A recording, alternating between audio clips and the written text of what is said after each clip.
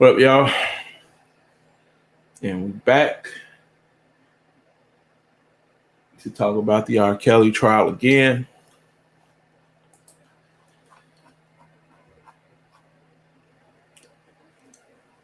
Today we had a woman testify. I think a couple women testified against him. So we'll start off with that. Game come on at 7:20. I don't want to run too much.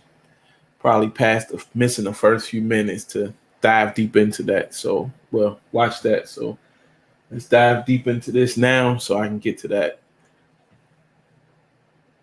One woman accused R. Kelly of locking her in his Chicago studio in 2003 and raping her while she was unconscious. And a second woman described the strictures and abuse she endured as one of the singer's live-in girlfriends. As Mr. Kelly's racketeering trial continued Thursday in Brooklyn.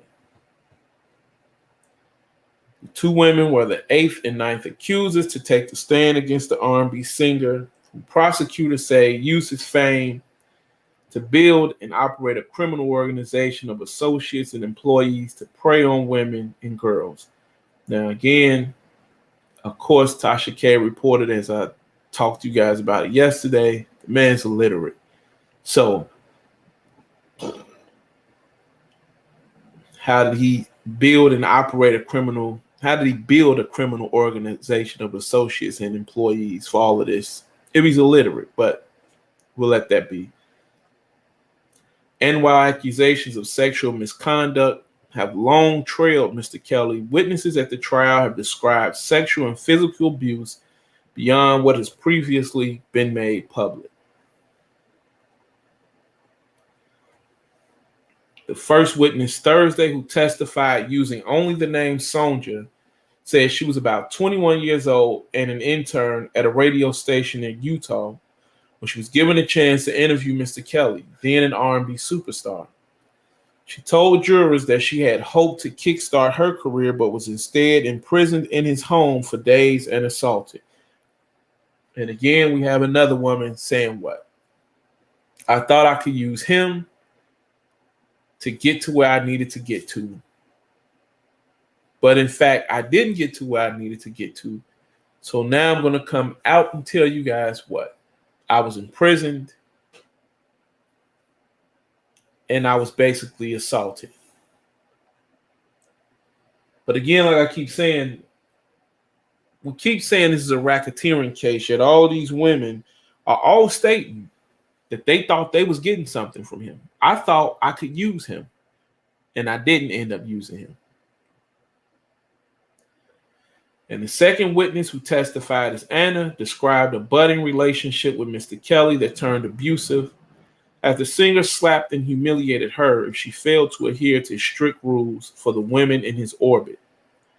These are the key moments from the 13th day of testimony. All right, so an accuser says R. Kelly slapped her if she looked at other men. Before we go there, let's state the second woman who's going to testify, Anna, described a what? The same thing. A budding relationship with Mr. Kelly that turned abusive.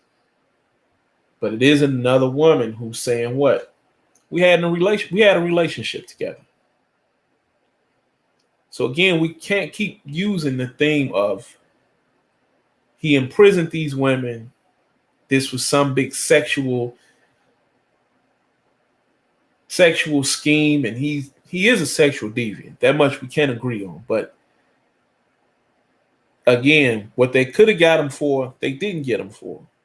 And now they're on a witch hunt. Because all of these women, none of them have proved they were underage when they had sex with him. Otherwise, he would be charged with statutory rape. So we know that's not on the table. All these women have said what? We thought we was in a relationship with him.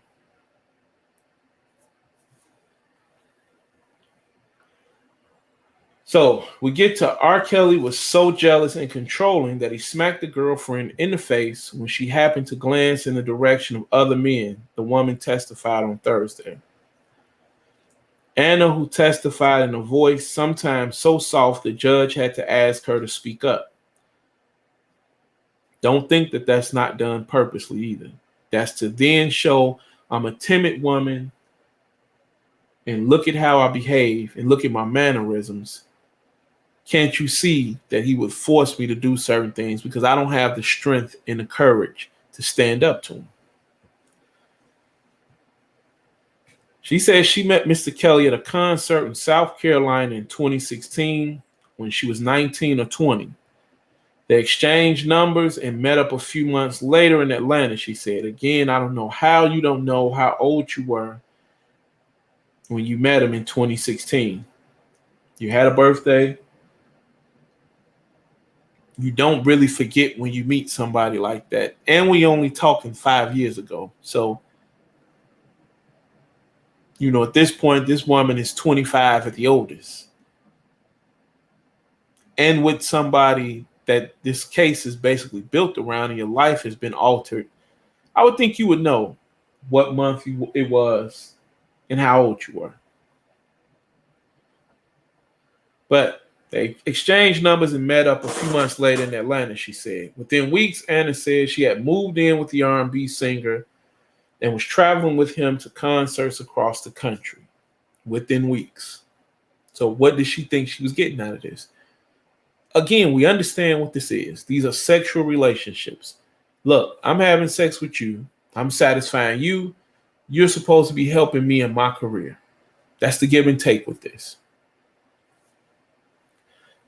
It was cool, she testified. We would always go out and have a good time. It was always fun in the beginning. But soon Mr. Kelly became more controlling and violent, she said. And what has become a motive of the trial, Anna detailed the rules she and the other women in his orbit had to follow. She had to wear baggy clothing and baseball caps and wasn't allowed to wear makeup. And she said Mr. Kelly directed her to turn away when another man was nearby. So again, we have to go back to that. It has become a motive of the trial. All of these women are on one accord. They're basically all saying the same thing at this point. Baggy clothes, baseball caps. You have to understand these things have been rehearsed. That's why I said, if I was his lawyers, I'm filing for a mistrial after the evidence was released yesterday with Tasha K involved in it. Because, like I said, either Tasha K paid that woman for that information or the feds allowed her to get that information and leak it. Either way, the tree has been poisoned. The root of the tree has been poisoned at this point. People can't unhear what they've already heard. They can't unsee or unknow what they know. He's incapable of getting a fair trial at this point.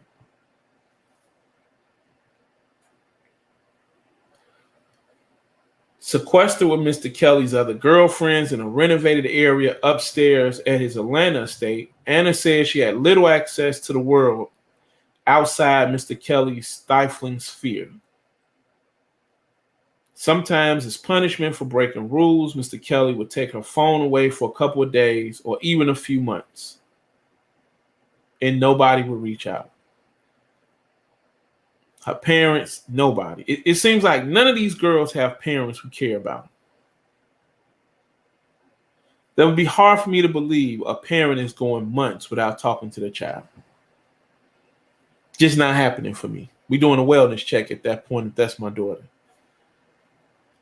When traveling, Anna could only leave the singer's Sprinter van to use the restroom with his permission, she testified. If she couldn't reach him, she said she had to urinate into a cup on the van. Now, understand when they paint this picture, this is now him showing that I'm basically running a sex trafficking ring. Because now she's saying I'm in a house with all of these girls who are treated the same. Locked up, shackled up, we can't go nowhere. Hell, we can't even go to the bathroom sometimes. We got to pee in a cup. And we're only here to satisfy him sexually. Once she left the van without permission, angering Mr. Kelly. That was really before I knew the full rules, Anna told the jury. Sometimes breaking the rules led to spankings or restrictions on her movement, Anna testified, adding that Mr. Kelly recorded the spankings on his iPad. He also told her to send messages saying she enjoyed the spankings and that it turned her on, she said. She told the jury she did not, in fact, enjoy being spanked. Again, could that be true? Definitely could be. Do I buy that story? No, I don't. Like, again, I've told you guys, I believe these women were willing to do and say whatever they had to do for stardom. Mr. Kelly also recorded another form of punishment, she said. She had to walk back and forth in front of him naked, calling herself stupid and a slut. Now, I would have to, again, I would believe, since the feds confiscated a lot of his belongings, that they would have been able to pull those videos up. So, again, all these things we keep hearing, we're going off he said, she said things. We're not able to corroborate any of these stories. There's no evidence of these stories. It's just this is what I'm telling you, believe me. And again, it's hard for me to believe these women didn't document anything. Like I said, if to me you want to win this case, you have to find Sparkle's niece and put her on the stand. During cross-examination, one of Mr. Kelly's lawyers, Devereux Koenig, asked Anna if the bus rules represented controlling behavior or just concern about security issues. Yeah, that was a stupid question to ask. These are adults you're talking about here, so I don't even know if I don't know why that question was even asked. There's no way for her to answer that question without him still looking like a control freak. Mr. Koenig later pressed Anna to describe the time she left Mr. Kelly, including after an argument at a concert venue that she said turned violent. You could leave whenever you wanted to, correct? Mr. Koenig asked, noting that Mr. Kelly even paid for her tickets and hotel when she left. Anna said yes. And again, this is why I keep telling you, you cannot say somebody is holding you hostage and you have the right to leave when you want to. That's why I have to call BS again. If we're going to keep it a bean, keep it a thou wow, keep it 100, keep it 1,000, whatever you want to call it, you have to call BS when somebody then says, yes, I could leave when I wanted to. Then he wasn't holding you hostage. Because again, if I'm breaking the law and the rules to that extent, ain't nobody leaving my house. I understand when you leave, this whole house of cards comes tumbling down at that point. So ain't nobody leaving. Anna said yes, although Mr. Kelly always objected if she tried to leave with anything he had bought her. Why would that matter? Being abused and raped, why wouldn't you just want to leave? The only clothes I had were clothes he had purchased, she said. I tried to leave with shoes on my feet. On one occasion, Mr. Koenig suggested that she had returned to Mr. Kelly because she wanted him to pay to fix a cosmetic surgery that he had previously paid for. So, once again, these women are getting things out of him. That's all these situations really are. Nobody really wants to have that conversation, though. Eventually, Anna said under cross-examination, she did not want to be in a relationship with a man who had other girlfriends. But you stayed. You said you had the option to leave, but you stayed anyway because he was paying for your plastic surgery. You was able to hang out with a superstar. You was able to go to the concerts, be on the road, travel, do all these things. You were trying to build your portfolio up. And that's fine, but let's just call it what it is at this point. Like I said, to me, this whole trial is a scam. And it's a sham. I think the feds could be doing better things with their time. If you're not going to get Sparkle's niece to come up here and testify and say that's me on that tape, or unless you can ready charge him with rape or statutory rape, I don't understand why we're here charging him for racketeering. I don't understand why that officer who worked for the feds was able to leak information to Tasha K and retire with a pension and still have not been charged with any wrongdoing. I don't understand how Tasha K could still have those videos up on that channel from private phone calls. I don't understand how Tasha K and that woman's relationship, I don't know whether Tasha K paid for that. If she did pay for that, I don't know how both of them aren't in jail at this point. There's a lot of things I just don't understand at this point. I don't understand why his lawyers have not reached out and filed for a mistrial. Sonya testified on Thursday that she was excited for the opportunity to interview a superstar when she traveled to Mr. Kelly's home in the Chicago area. Instead, she said she was locked in a room there for several days without food or water. Several days without food or water. She didn't die. When an associate finally brought her Chinese takeout, she took a few bites, began to feel something coming on, and grew tired. Now, I want you to hear this again. She was locked in a room there for several days without food or water. When an associate finally brought her Chinese takeout, she took a few bites, began to feel something coming on, and grew tired. So nothing, you didn't feel faint or anything else before the food got there, even though you had been locked in a room for several hours. For several days without food or water. So several days is anything 72 hours or more, because a couple of days, that would have been 2 days. It's been 48 hours. So we saying at least 72 hours you went without food or water. And after you took a few bites out of the Chinese takeout, you began to feel something coming on and grew tired. Only after you ate some food after at least 72 hours of being without food or water did you begin to feel tired. Cool. When she woke up, she said she saw Mr. Kelly doing up his pants in the corner nearby and noticed that there was some wet stuff in between my legs. She said she saw her underwear resting on the arm of a nearby couch and realized it had been removed while she was unconscious. I'm going to be honest, I don't buy nothing this woman's saying, but, I wasn't there, so all I can go off of is my opinion. It felt like something had been inside of me, she said. I believed I was touched sexually. See, no. Right there, I'm not going to let that slide. You either were or you weren't. This is not a situation of I believed.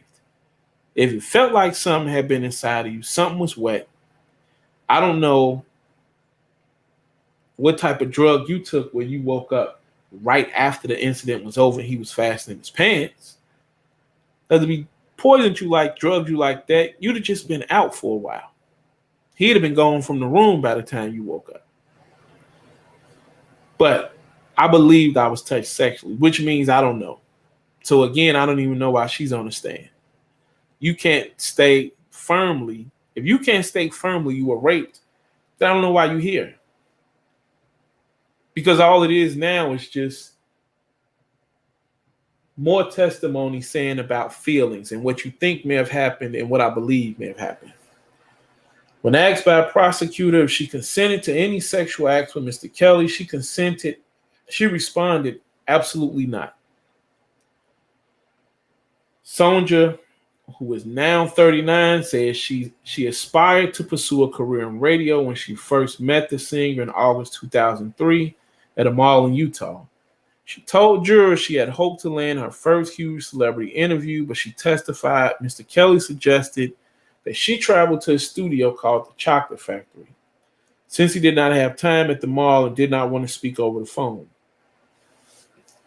She said that her boss at the radio station gave her a voice recorder for the interview and that Mr. Kelly's associates arranged and paid for her flight. Now, right there again, I sent an employee on a mission to do a job, get an interview. If I've gone 3 to 4 days without talking to her, again, I'm calling the cops to do a wellness check. I'm assuming something has happened to this woman. Because at some point I should be getting a call and a check-in and say, okay, the interview went like this. Still interviewing them. The interview gonna last a couple of days or 3 more days, and then I'm gonna wrap it up and we'll have it done by then. But immediately upon her arrival, Sonja says she realized something was not right. One of the singer's associates greeted her strangely, she said. He asked me a couple of crazy questions, she said, adding that when he asked her if she needed protection, she thought the man had meant security, but then she said he just came out and said, "Do you need a condom?" So at that point, you knew already what this was. At that point. So at that point, you needed to get up and leave and say, "This ain't that kind of party. I thought I was coming here to do business. Obviously, I'm not. I'm going back to the airport."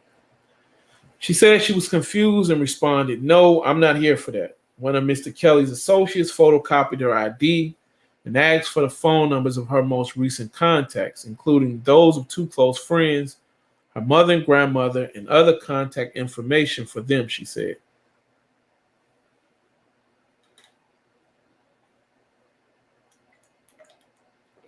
Yeah, boy. She testified that she was eventually directed to a room and told of a list of rules about how to behave in the house, and learned that she would need to request permission to use the bathroom or eat. When the employees left, she said she heard the door lock from the outside. Now, again, we have to ask the question. They asked you there for an interview. They asked you, do you have protection? You think they're talking about security. Then they say condoms. You say it's not that type of party, yet you continue upstairs to hear the rules, not leave. I can't buy a story. Sorry, it just doesn't make sense to me. After spending days locked in the room, she said, she requested a meal. And hours later, she was brought Chinese takeout. So after days being locked in a room, now she's requesting a meal and a drink. You can't make this shit up sometimes, man. You just can't make it up sometimes. She said she had been starving, but after only a few bites, she told jurors she grew extremely full and tired. She said she woke up confused, but became aware that she had been assaulted. She said she saw Mr. Kelly in a room and approached him for a hug.